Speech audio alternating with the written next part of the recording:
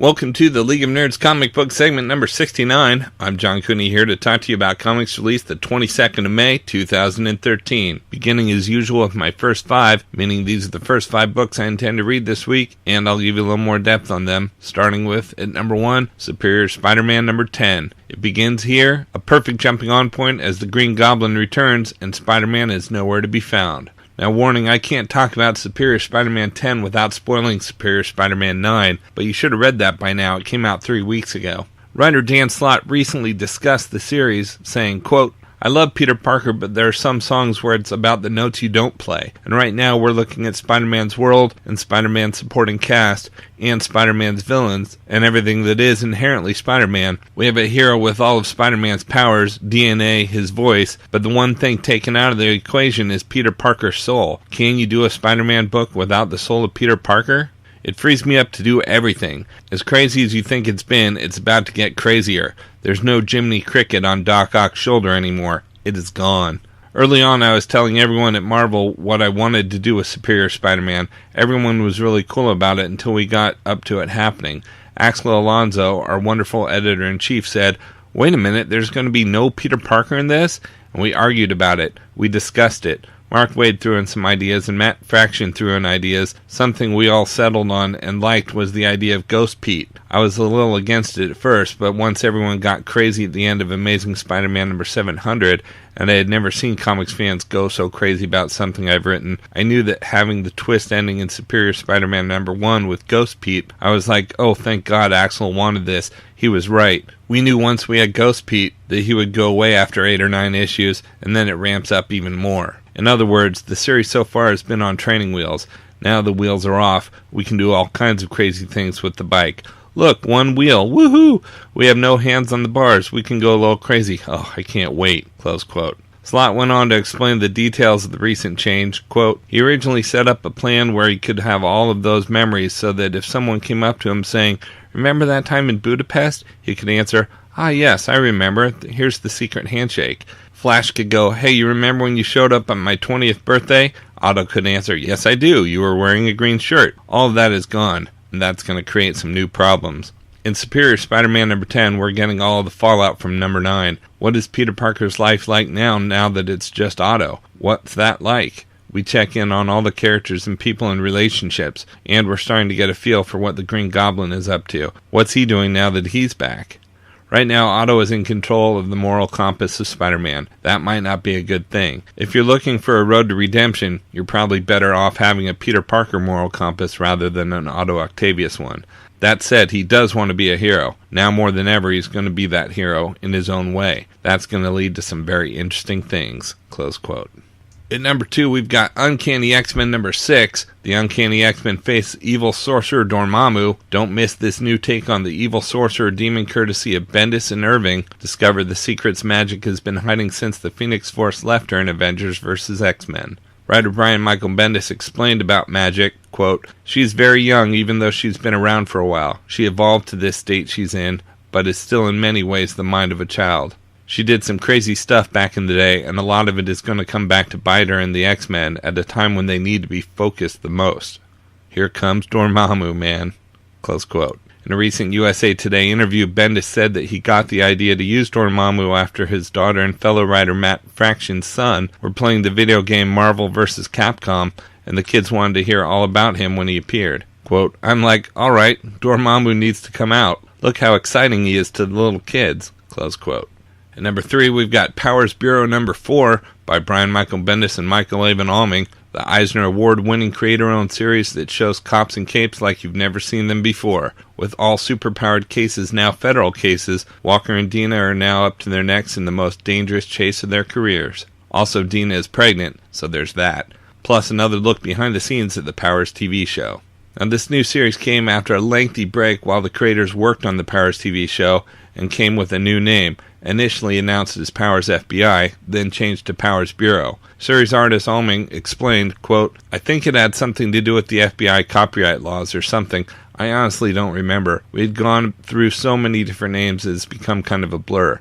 The main thing was that we knew this wasn't a simple relaunch after our hiatus while we were working on the Powers TV pilot. The direction of the comic book called for a new title, and we really needed to emphasize what this new direction is about. I know the initial switch from FBI to Bureau was confusing, but that certainly wasn't our intention." Close quote. He went on to explain what it's like coming back to the book. Quote, "It's my home, really. I missed it. It feels better than ever to be back. Now that I'm living in Portland, Brian and I are working more closer than ever on the book. I participated more in the stories over the last arc or two. Brian is also digging into the art more now, too. Being able to talk casually face-to-face makes it just that much easier to get into layers of storytelling that we've not been able to do before." Close quote.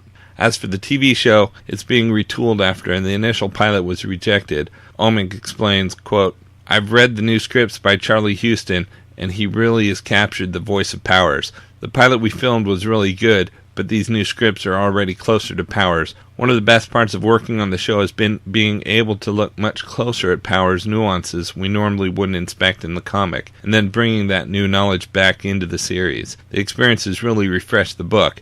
Powers fans are in for a treat." Close quote. At number 4, we've got Young Avengers number 5. The book, when a character says, "I did it half an hour ago," normally means doing it half an hour ago reaches its first epic conclusion. Why did Loki do it? No one knows. Well, okay, we'll tell you. Well, part of it. Also, Miss America probably punches someone. She usually does. Series writer Kieran Gillen explained the creative approach to the book. Quote, "It's interesting how much of Young Avengers happens outside of the script. We email, we instant message, we talk in pubs. Doing it is a lot like how we worked on Phonogram in terms of the fluid approach to the page. Hell, I even tried to push it further. One of my aims for Young Avengers was to make everyone realize Jamie McKelvey is the superstar that I've always known he is, and a lot of that works into how I choose to write a page." Close quote. He went on to say, quote, "We talk about stuff, we share character influences and references, we have insight into characters. More importantly, Jamie and I share an aesthetic about how these things should look. That appearance comes from characters, and this is a visual medium. How a character dresses says something about them. Even if it's, I don't care how I look, it says something about them. There's a story on people's bodies, and we like to write it." Close quote. As for what to expect next, Gillen says, quote, "It's a little obvious to say, but I'd note that losing expectations is a good thing for fans to do. A lot so far has been groundwork and introduction. I've been sliding guns onto the mantelpiece, as is my usual method for longer structure. Part of my aim with Young Avengers was to try and bring forward the energy that the final 8 issues of Journey into Mystery had into an early part of the run. I've put the pieces where I want to, and from now on I think we're going to get that. Issue number 4 got the response I hoped it would. Issue 5 is just as hefty. Number 6 is a step outside of the norm, doing kind of a slice-of-life Lovecraft collision thing, but will still hit in the guts. Number 7 is a little bit of a reintroduction after a 3-month time gap, but lives off the tension of what's around it. And 8, 9, 10, 11, 12, 13, 14, and 15 are just full on. The aim has always been to be the definitive superhero book of its generation. I mean, we'll probably fail, but that's neither here nor there. We want to be the book everyone else rips off." Close quote. And at number 5, we've got Daredevil number 26, a double-sized extravaganza, celebrating the 3rd year of the acclaimed series. Face-to-face with his opposite number, a foe Daredevil cannot beat. What is his connection to the accident that created Daredevil? Plus, as Foggy deals with his cancer, Matt turns to one of the brightest guys in the galaxy for help. Here comes Iron Man. Series writer Mark Waid spoke to Newsarama at C2E2 about Daredevil. That's the thing. I mean, with Foggy has cancer, which is, that's his diagnosis, and we're going to play that out for a while, because what I like about that adds to their little bromance between Matt Murdock and Foggy Nelson is that, Matt has like depression issues. Matt actually has some serious issues to deal with, and now so does Foggy have serious health issues to deal with. So now we get to see the two of them helping each other in a way that they need each other in a way they really haven't before. And that's been, it makes the stories a little dark sometime, but there's always a light at the end of the tunnel of these stories. It's not just relentless darkness. But you do have to put your characters through some dark stuff every once in a while. Yeah. We got a bunch of things planned, not the least of which is looking around in the Marvel Universe for characters he doesn't normally hobnob with, so we thought Silver Surfer. Silver Surfer's a good bet. Amazing. All his best friends are blind. And then we're going to do, and then I think it's time to do something with a Jester as an older Daredevil villain, something can be done here that's not the Joker, that's not a cheap knockoff of a Batman villain, but something that is a little darker and more sinister, that plays off of Matt's own internal issues. I think there's something to be done there. Rounding out the top 10 at number 6, we've got Batman The Dark Knight number 20. It's the penultimate chapter of the definitive Mad Hatter story, and not everyone makes it out alive. At number 7, we've got Justice League number 20. The prologue to Trinity War continues as a revelation about Pandora's box could destroy Wonder Woman and Superman's relationship. At number 8, we've got Uncanny Avengers number 8 AU. Kang and the Apocalypse twins enter the Age of Ultron, but what do they want? Havoc and Rogue, leaders of the Morlocks, must fight to save the man who condemned their people. What secret will Rogue unearth about the twins' hidden past? At number 9, we've got Revival number 10. Abraham's first door-to-door inspection goes badly when he's sent to the Holt farm. The Czech brothers have Cooper hostage, and unfortunately for them, it's M. Cypress to the rescue. And at number 10, we've got the massive number 12. When the crew of the Capitol gets trapped in an ice field, Captain Callum Israel ventures out on foot to continue the pursuit of the massive. He quickly gets lost in the increasingly dangerous weather, and the reality of the risk he's asked the crew to take fully hits him. When it does, it threatens to break him completely.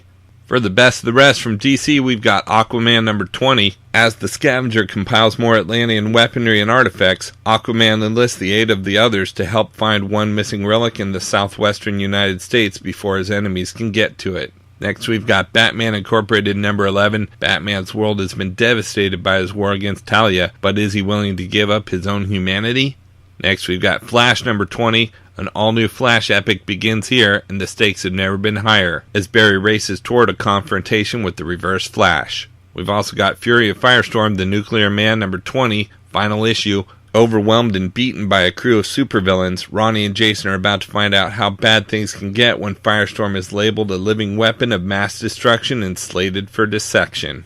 We've also got Superman number 20. Hector Hammond is looking for Superman to save him from the new god known as Orion in Metropolis Burning. We've also got Talon number 8. Can the Talon escape the jaws of death? What will become of him if he doesn't? Find out in the story that leads directly into next month's Birds of Prey number 21. And we've got Teen Titans number 20. Light and Dark continues as the fallout of last issue's attack threatens to drag the team into darkness. From Marvel, we've got A+X number 8. Captain America and Wolverine fight a villain unlike any you've ever seen, and Deadpool and Hawkeye do not see eye to eye. Now, although the solicit says Cap and Wolverine, once again the comic shows otherwise, with Kitty Pryde and Spider-Woman instead. Next, we've got Avengers number 12, Children of the Sun, a day in the life of the Avengers in the Savage Land. The boys go hunting for dinosaurs and end up catching something else entirely. Hyperion and Captain Universe begin the godlike education of the transformed Savage Land children.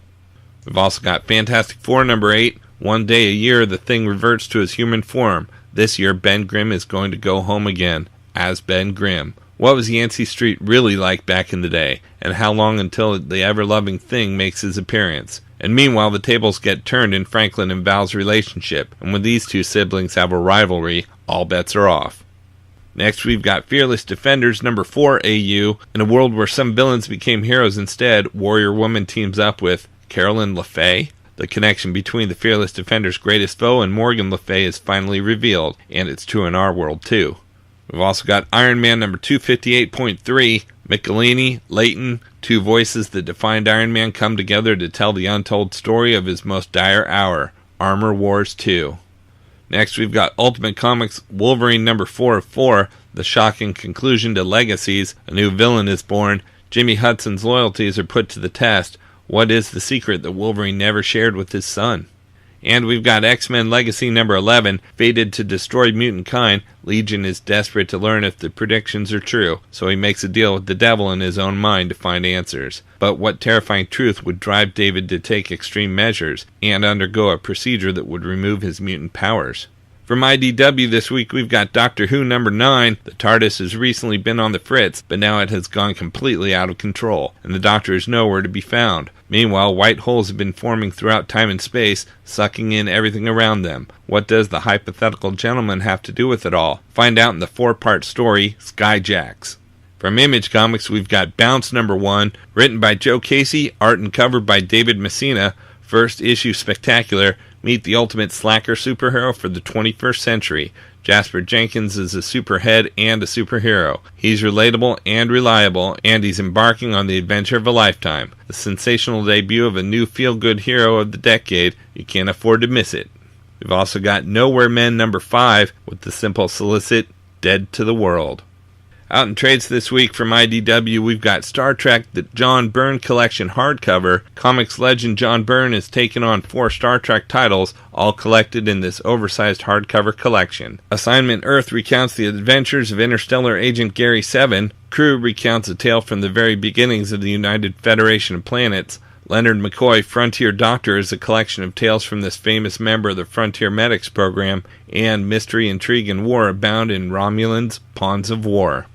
Okay, so that's just a few of my favorite books out this week. There's still plenty of others available, and I broke out all the Marvel titles this week in their own video, as well as a separate video for all of DC, and even a video with the top independent publishers. You can find them all on my YouTube channel at he'sgotissues.com. And we'll also have a link up on the leagueofnerds.com, our Facebook page, so be sure to like us there too. And of course, you can follow everything I'm reading on Facebook, Pinterest, or Twitter. You can find links to everything at he'sgotissues.com. And remember, both He's Got Issues and the League of Nerds are proud members of the Comics Podcast Network. So until next week, I'm John Cooney, and I've got issues.